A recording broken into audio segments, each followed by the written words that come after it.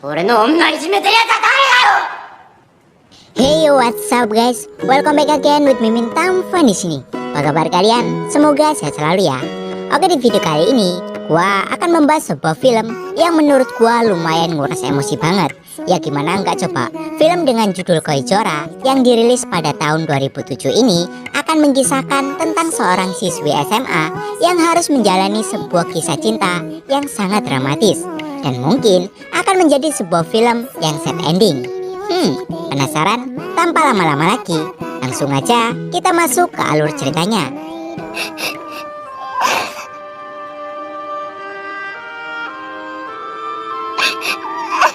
Di awal film ini, kita akan diperkenalkan dengan seorang gadis bernama Mika Tahara. Mika yang masih duduk di kelas 1 SMA itu, rupanya ia telah memiliki 2 orang teman, di mana ketika mereka saling mengumpul dan membicarakan tentang kisah cinta mereka masing-masing, di sini Mika hanya terdiam karena ternyata ia sama sekali belum pernah berpacaran. Hingga ketika mereka bertiga berjalan di lorong kelas, tiba-tiba mereka berpapasan dengan 2 orang murid laki-laki dari kelas sebelah bernama Nozomu dan Hiroki Sakurai. Nozomu yang bisa dilihat seperti anak berandalan itu, ia kemudian mulai mendekati Mika dan memintanya untuk saling bertukar nomor ponsel. Namun sebelum Mika memberikan nomor ponselnya, salah satu temannya tersebut yang ternyata menyukai Nozomu, ia langsung memotong pembicaraan mereka. Dan karena hal ini, Mika akhirnya bisa menghindari laki-laki itu. Namun ketika ia hendak pergi dari sana, secara tak sengaja ia malah bertabrakan dengan Hiro.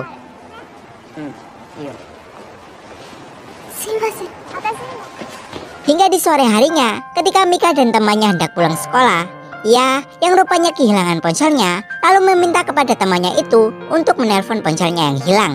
Dan ketika ia mencari ponsel itu di perpustakaan, akhirnya Mika bisa menemukan ponselnya sedang berdering.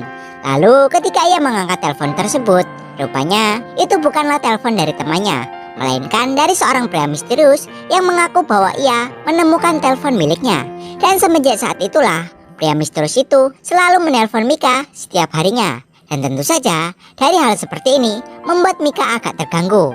Namun karena obrolan dari pria itu selalu menarik baginya, maka dari itu ia mulai bisa menikmatinya. Hingga suatu hari ketika Mika berulang tahun, sayangnya ayah dan ibunya saat itu sedang dirundung masalah, di mana mereka saling berdebat satu sama lain. Sang kakak yang tahu bahwa hari ini adalah ulang tahun adiknya, ia pun mencoba untuk menghibur Mika.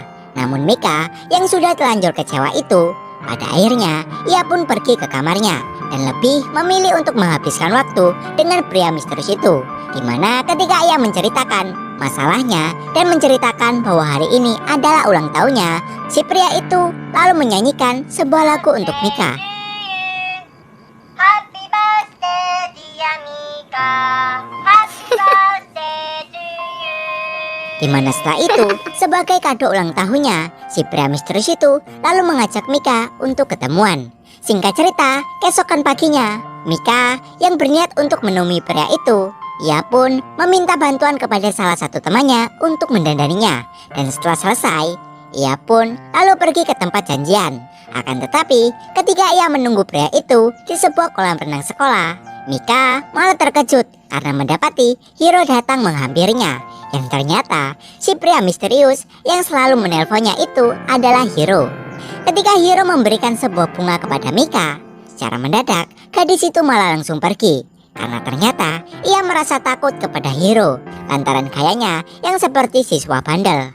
Singkat cerita, ketika pulang sekolah, Mika yang sedang berjalan untuk pulang itu, secara tak sengaja ia melihat Hiro pergi ke suatu tempat. Dan karena Mika penasaran, ia pun mengikutinya. Yang ternyata si Hiro ini pergi ke taman bunga yang selalu ia urusi, di mana Hiro menanam kembali bunga yang hendak ia berikan tadi. Melihat Mika ada di belakangnya, Hiro pun lalu menyemprotkan air ke arah matahari, di mana hasil dari semprotan itu membentuk sebuah pelangi. Tanjoubi presento. Mika yang melihat perilaku asli Hiro, ia pun mulai berubah pikiran. Dan semenjak hari itu, hubungan di antara keduanya pun mulai semakin dekat. Hingga suatu hari ketika Mika sedang belajar, Secara tiba-tiba, ia mendapatkan sebuah pesan dari Hiro yang memintanya untuk menemuinya di perpus sekolah. Mika yang sekarang ini sudah jadian dengan Hiro, ia pun lalu beralasan kepada guru untuk pergi ke UKS.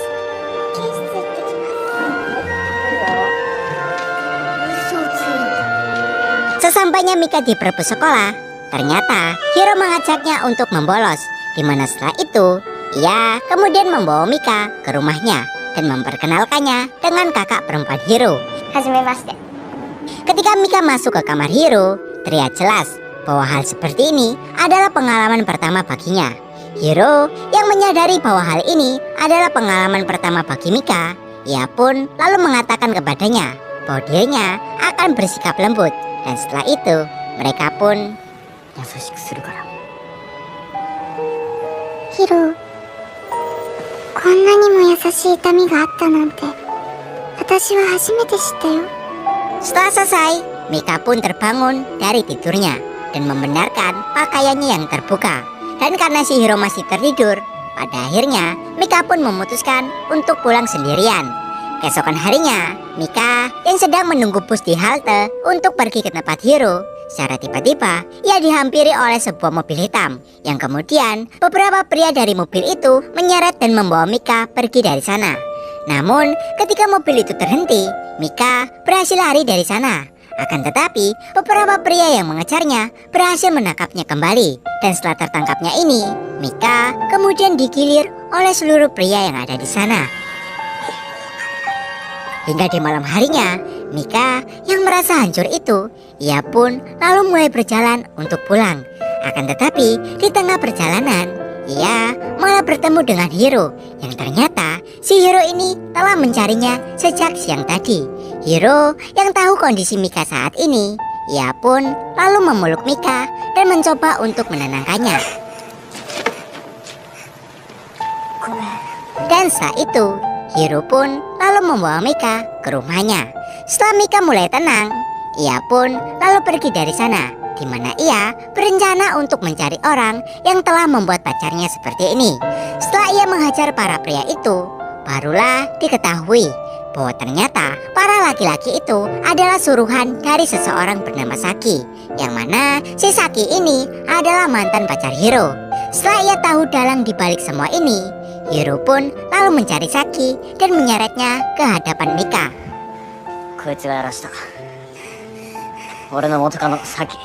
Si kakak Hiro yang pada saat itu sedang menenangkan Mika, ia pun juga ikut emosi, di mana setelah itu ia mengambil sebuah gunting dan langsung memotong rambutnya. Setelah Mika mulai bisa tenang, Hiro kemudian mengantarkannya untuk pulang ke rumah. Namun ketika kedua orang tua Mika melihat kondisi anaknya tersebut, mereka pun langsung menutup pintu tanpa menyapa ataupun berbicara dengan Hiro. Ibu dari Mika yang takut anaknya kenapa-napa, keesokan harinya ia lalu membawa Mika ke rumah sakit untuk diperiksa. Dan untungnya dokter di rumah sakit itu menyatakan bahwa Mika dalam kondisi baik-baik saja. Akan tetapi dari kejadian itu rupanya telah membuat Mika kehilangan rasa percaya dirinya, di mana ia sekarang ini menjadi malu untuk berangkat sekolah. Belum lagi saat di sekolah, Mika selalu mendapatkan sebuah pesan aneh yang mengatakan bahwa ia tidak pantas untuk Hiro. Dan bukan hanya itu saja, ketika Mika masuk ke kelas, ia juga mendapati sebuah tulisan di sana yang mengatakan bahwa Mika adalah seorang gadis yang nakal, yang rupanya tulisan itu bukan hanya di kelasnya saja, akan tetapi hampir seluruh kelas di sekolah itu. Hiro yang tahu bahwa sekarang ini Mika telah diganggu oleh seseorang, ia pun kemudian mulai menghapus satu persatu tulisan aneh tersebut.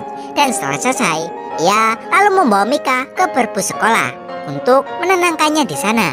Mika yang sekarang ini merasa bahwa sosok Hiro adalah sosok yang bisa melindunginya.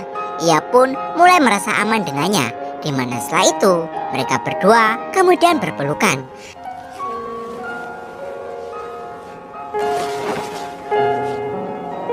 Dan karena memang setan selalu ada di antara dua orang yang berduaan, maka dari itu mereka pun hilaf dan melakukannya di perpus sekolah.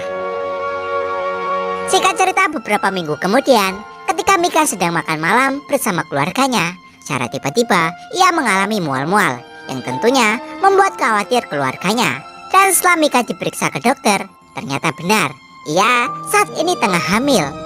Lalu keesokan harinya, Mika kemudian meminta ketemuan dengan Hiro, di mana ia berniat untuk memberitahukan tentang kehamilan ini kepadanya.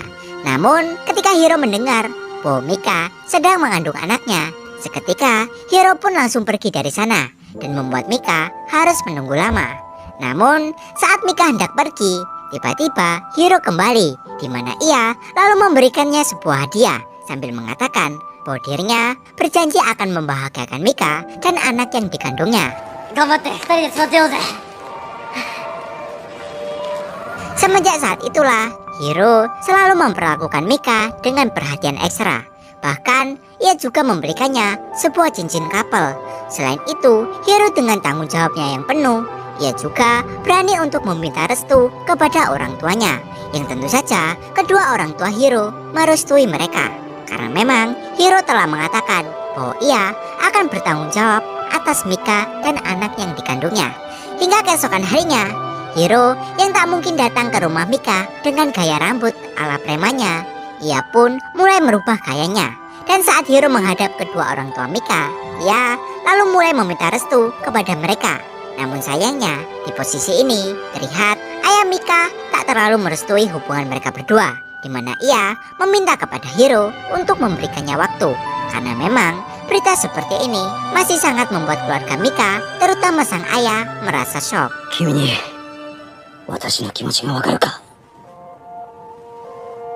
Keesokan harinya, ketika Mika berangkat ke sekolah seperti biasa, tiba-tiba mantan kekasih Hiro datang menemuinya, di mana ia mengatakan bahwa dirinya masih belum rela melepaskan Hiro bersama Mika.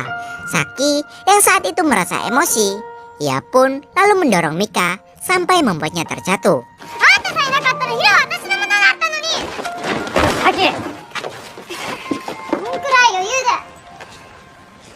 Di malam harinya, ketika Hiro dan Mika sedang berjalan-jalan, secara tiba-tiba Mika mulai merasa sakit di bagian perutnya, di mana ternyata ini adalah efek dari dorongan yang dilakukan Saki tadi siang. Hiro yang khawatir itu, ia pun lalu membawa Mika ke rumah sakit. Namun sayangnya, setelah diperiksa, ternyata anak yang dikandung Mika telah gugur akibat terjatuh tadi. Mengetahui akan hal tersebut, tentu saja membuat Mika ataupun Hiro merasa terpukul, di mana sebagai upacara atas kehilangan calon anak mereka, baik Hiro ataupun Mika kemudian membuat sebuah kuburan di tempat biasa Hiro menanam bunga untuk mendoakan anak mereka yang telah gugur pada tanggal 24 Desember. 弱いお母さんでごめんね。少しの間だったけど、幸せな時間をありがとう。またいつか生まれてこいよ。 Singkat cerita, setelah kejadian itu, rupanya telah merubah sikap Hiro, di mana ia jadi sering bolos sekolah dan sulit untuk ditemui. Bahkan ketika Mika datang ke rumahnya, Hiro selalu tak ada di rumah. Hingga suatu malam, Mika mendapatkan sebuah telepon dari salah satu temannya yang mengajaknya untuk pergi ke rumah Hiro, di mana ia mengatakan bahwa hari ini Hiro akan mengadakan sebuah pesta.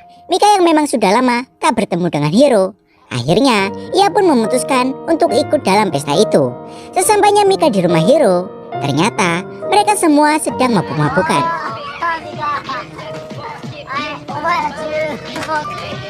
Hingga ketika mereka semua tertidur, Mika yang keluar untuk cuci muka itu, ia malah melihat Hiro tengah berciuman mesra dengan cewek lain.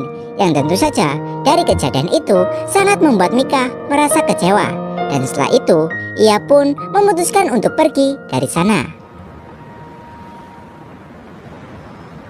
Keesokan harinya, saat di sekolah, Mika kemudian menemui Hiro untuk membicarakan masalah tadi malam.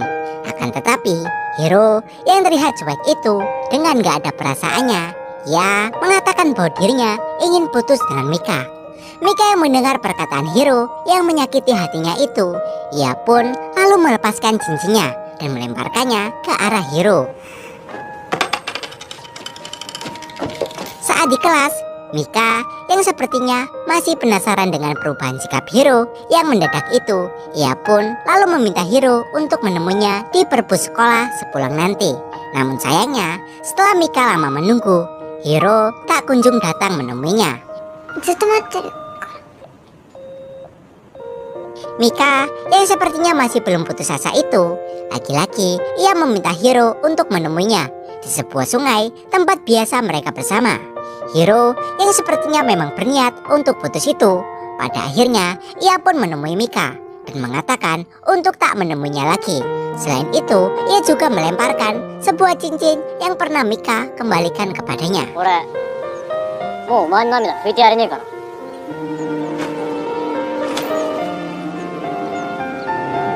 Dan sejak saat itulah, Mika kemudian memutuskan untuk melupakan Hiro, seseorang yang pernah menjadi cinta pertamanya. Hingga suatu hari, teman wanita Mika mengajaknya untuk datang di sebuah pesta yang bisa dikatakan ini seperti kencan buta, di mana di dalam pesta itu, Mika kemudian berkenalan dengan seorang pria bernama Yu Fukuhara yang nampaknya Yu tertarik kepada Mika. Namun sebelum mereka berbicara banyak, Mika yang ingat bahwa hari ini adalah tanggal 24 Desember, ia pun kemudian memutuskan untuk pergi dari sana, di mana ia berniat untuk mengunjungi dan mendoakan anaknya di tempat dulu ia pernah berjanji dengan Hiro. Namun ketika ia sampai di sana, ia agak sedikit kaget karena ternyata di tempat itu sudah ada sebuah boneka salju yang sepertinya Hiro baru saja dari tempat itu. Namun ketika ia mencari Hiro di sekitar tempat tersebut, ia malah bertemu lagi dengan Yu yang ternyata pria itu khawatir dengan Mika yang pergi ketika hujan salju. 送ってる。早く行こ Perhatian serta perasaan tulus yang selalu Yu berikan sejak hari itu rupanya telah berhasil sedikit membuka hati Mika. Namun walaupun demikian, bayang-bayang akan Hiro masih saja melekat di hatinya. Hingga suatu ketika, keluarga Mika lagi-lagi mulai ribut kembali, di mana kali ini pertengkaran kedua orang tuanya itu malah semakin parah. Mika yang pada malam itu tak ingin kedua orang tuanya bercerai, ia pun mulai mendatangi rumah Yu, di mana di rumah tersebut Mika lalu menceritakan semuanya. Yu yang bisa bersikap dewasa ini, ia pun lalu mencoba menenangkannya, di mana keesokan harinya ia mengantarkan Mika untuk pulang ke rumah. Namun saat sampai di rumah, ternyata kedua orang tua Mika sedang tak ada di sana. Yu yang melihat robekan album keluarga Mika, ia pun kemudian mengajaknya untuk menyatukan kembali foto-foto tersebut. Di mana setelah selesai dan kedua orang tua Mika sudah pulang, ia kemudian menemui mereka dan memperkenalkan diri sebagai kekasih Mika. Selain itu, ia juga menceritakan bahwa semalam Mika menangis di rumahnya karena ia tak ingin kedua orang tuanya berpisah. Setelah mengatakan hal itu, Yu kemudian memberikan robekan foto yang sudah ia dan Mika perbaiki. う。ほな帰ります。失礼しました。 Setelah kedua orang tua Mika melihat foto-foto itu, rupanya hal tersebut telah membuat hati mereka mulai mencair. Di mana karena hal itu, sekarang ini keluarga Mika mulai kembali bersatu lagi. Singkat cerita, waktu pun berjalan begitu cepat. Di mana di tanggal 24 Desember di tahun ini, Yu mengantarkan Mika ke tempat pemakaman anaknya. Namun ketika Mika sampai di tempat itu, ia melihat seorang pria sedang berdoa di sana, yang ternyata itu adalah Hiro. Setelah sedikit berbicara dengan Hiro, Mika kemudian mulai berdoa untuk anaknya. Akan tetapi rasa penasaran akan Hiro yang meninggalkannya tanpa alasan itu tentu saja masih sangat membuat tanda tanya besar di hatinya. 受験頑張れよ。なんでいつも一方的なの？いつも私のこと置いていくの？答えてよ。答えてよ！ Selang beberapa bulan, akhirnya Mika bisa lulus dari sekolahannya. Namun anehnya, dalam acara kelulusan ini, Hiro malah tak menghadirinya. Mika yang sekarang lulus dari SMA-nya itu, ia pun memutuskan untuk masuk di universitas yang sama dengan Yu. Di mana karena hal itu, hubungan di antara keduanya pun semakin dekat. Hingga tak terasa, 24 Desember pun datang lagi. Di mana di tahun ini, lagi-lagi Yu mengantarkan Mika ke makam anaknya. Namun sebelum Mika pergi, Yu terlebih dahulu memberikannya sebuah cincin sebagai tanda keseriusan cintanya. これでミカはほんまに俺だけのもんや。 Lalu sebelum Mika pergi untuk mendoakan mendiang anaknya itu, sebenarnya di sini Yu sudah memiliki firasat buruk. Akan tetapi berhubung Mika sudah berjanji akan terus bersamanya, maka dari itu ia pun membiarkan Mika untuk pergi. Setelah Mika sampai di tempat makam anaknya itu, ia agak sedikit terkejut ketika melihat Nozomu, teman SMA Hiro, ada di sana. Dimana ketika Mika menanyakan alasan kenapa ia ada di sini, Nozomu lalu mengatakan bahwa dirinya datang ke tempat ini sebagai pengganti Hiro. Selain itu, di momen ini Nozomu juga mengungkapkan sebuah rahasia tentang Hiro yang telah lama dirinya rahasiakan, di mana ternyata semua alasan kenapa Hiro mulai menjauh dari Mika dan seolah menghilang itu rupanya lantaran karena masalah kesehatannya, yang ternyata si Hiro ini telah divonis mengidap kanker dan usianya tak akan lama lagi. Maka dari itu, sejak 2 tahun yang lalu, Hiro selalu berusaha untuk membuat Mika menjauh darinya dengan alasan agar gadis yang ia cintai itu tak harus ikut menanggung bebannya.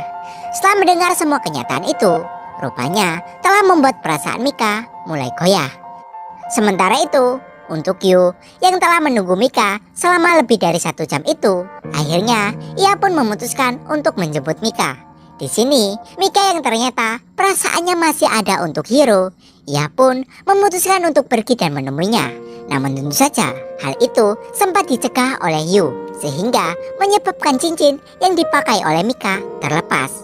Yu yang mulai sadar bahwa kebahagiaan orang yang dirinya cintai tak bisa ia paksakan. Pada akhirnya, ia mengambil sebuah keputusan bijak, di mana ia merelakan Mika untuk pergi dan menjemput kebahagiaannya, yaitu Hiro, cinta pertamanya. Ya walaupun hal seperti ini, tentunya harus mengorbankan kebahagiaan untuk dirinya sendiri. ほら、行け。俺が泣く前に早行け。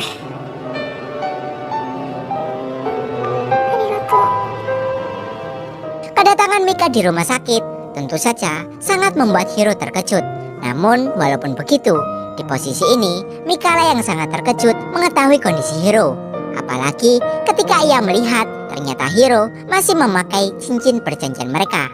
Setelah mengetahui akan semua itu, Mika kemudian mulai mengatakan kepada Hiro bahwa dirinya akan selalu mencintainya bagaimanapun keadaannya. Dan sejak dari hari itulah Mika lalu mulai memakai cincinnya kembali. Dalam kebersamaan di ruang kamar rumah sakit, Mika dengan sabarnya ia selalu menemani Hiro dalam kondisi apapun. Hingga suatu hari, Hiro yang selalu mengambil foto Mika, ia kemudian memintanya untuk mencetakkan beberapa foto di kameranya. じゃあなミカ。 Namun ketika Mika sudah selesai untuk mencetak foto di kameranya dan hendak kembali ke rumah sakit, secara tiba-tiba kakak dari Hiro menelponnya, di mana ia mengabarkan bahwa sekarang ini kondisi Hiro mulai memburuk. Mendengar hal itu, dengan perasaan cemas, Mika pun lalu segera berlari ke rumah sakit, di mana karena buru-buru ia sampai terjatuh dan membuat foto yang ia cetak berceceran.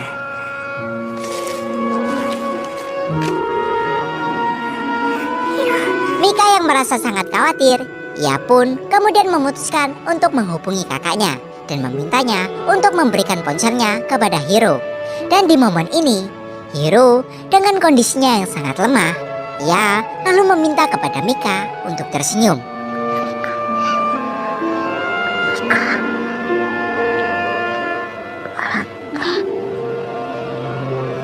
Dan setelah itu, Hiro pun tewas dengan melihat senyuman terakhir dari Mika.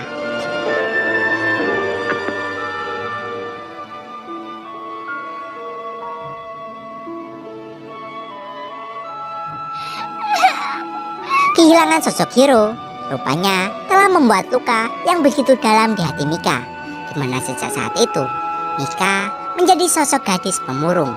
Selain itu, sebelum Hiro meninggal, rupanya ia telah membuat sebuah buku harian, di mana buku tersebut Hiro titipkan kepada ibunya dan memintanya untuk memberikan buku itu kepada Mika. ketika nanti ia telah tiada. Namun Mika yang menerima buku itu, rupanya ia tak berani untuk membacanya. Dimana karena perasaannya yang begitu dalam untuk Hiro, ia pun kemudian memutuskan untuk bunuh diri di tempat biasa mereka menghabiskan waktu bersama. Tetapi ketika ia hendak melompat dari atas jembatan, secara tiba-tiba ia dikejutkan dengan 2 ekor burung merpati yang terbang tepat di hadapannya. Dimana karena burung tersebut membuat buku milik Hiro yang ia bawa terjatuh. Ketika ia melihat isi buku harian itu, ternyata setiap halamannya hanya menceritakan tentang dirinya. Dan di akhir halaman buku harian itu terdapat juga sebuah gambar yang menggambarkan tentang masa depan mereka dengan seorang anak di antara keduanya. Setelah membaca dan melihat isi buku harian Hiro, rupanya buku tersebut telah membuat Mika sadar bahwa dengan keterburukannya saat ini tak akan pernah membuat Hiro bahagia. Dimana karena hal itu, Mika lalu mulai membuka lembaran baru dalam kehidupannya. Dan setelah itu, film pun selesai. Oke, mungkin itu saja. Jika gua ada salah atau kurang, gua minta maaf. Dan kita bertemu lagi di next video. Yo.